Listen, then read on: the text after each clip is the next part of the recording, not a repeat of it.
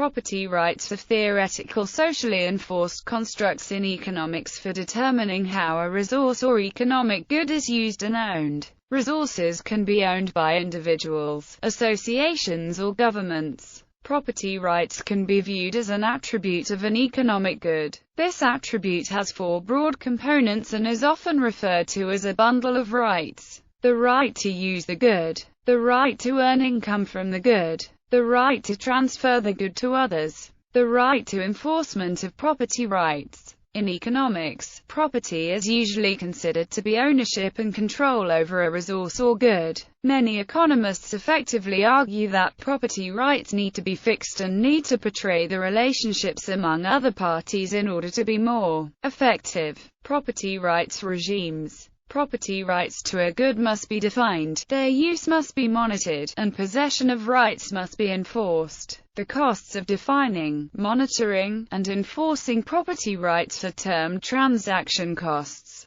Depending on the level of transaction costs, various forms of property rights institutions will develop. Each institutional form can be described by the distribution of rights. The following list is ordered from no property rights defined to all property rights being held by individuals. Open access property is not owned by anyone. It is non-excludable but may be rival. Open access property is not managed by anyone, and access to it is not controlled. There is no constraint on anyone using open access property. Examples of open access property are the upper atmosphere or ocean fisheries. Open access property may exist because ownership has never been established, granted by laws within a particular country, or because no effective controls are in place, or feasible, i.e., the cost of exclusion outweighs the benefits. The government can sometimes effectively convert open access property into private, common or public property through the land grant process,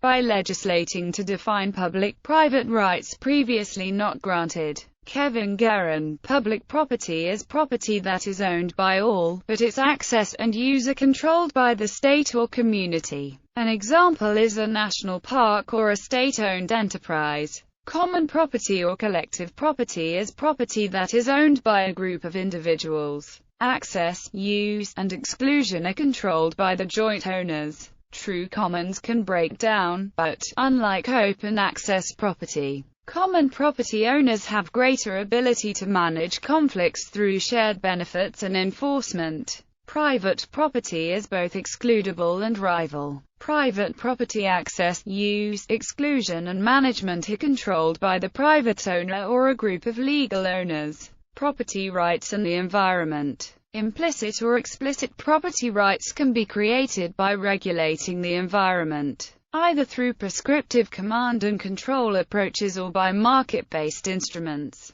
It has been proposed by Ronald Coase that clearly defining and assigning property rights would resolve environmental problems by internalizing externalities and relying on incentives of private owners to conserve resources for the future. At common law, nuisance in tort law allows adjacent property holders to seek compensation when individual actions diminish the air and water quality for adjacent landowners. Critics of this view argue that this assumes that it is possible to internalize all environmental benefits, that owners will have perfect information, that scale economies are manageable, transaction costs are bearable, and that legal frameworks operate efficiently. Property rights literature. In 2013, researchers produced an annotated bibliography on the property rights literature concerned with two principal outcomes: reduction in investors' risk and increase in incentives to invest, and improvements in household welfare. The researchers explored the channels through which property rights affect growth and household welfare in developing countries.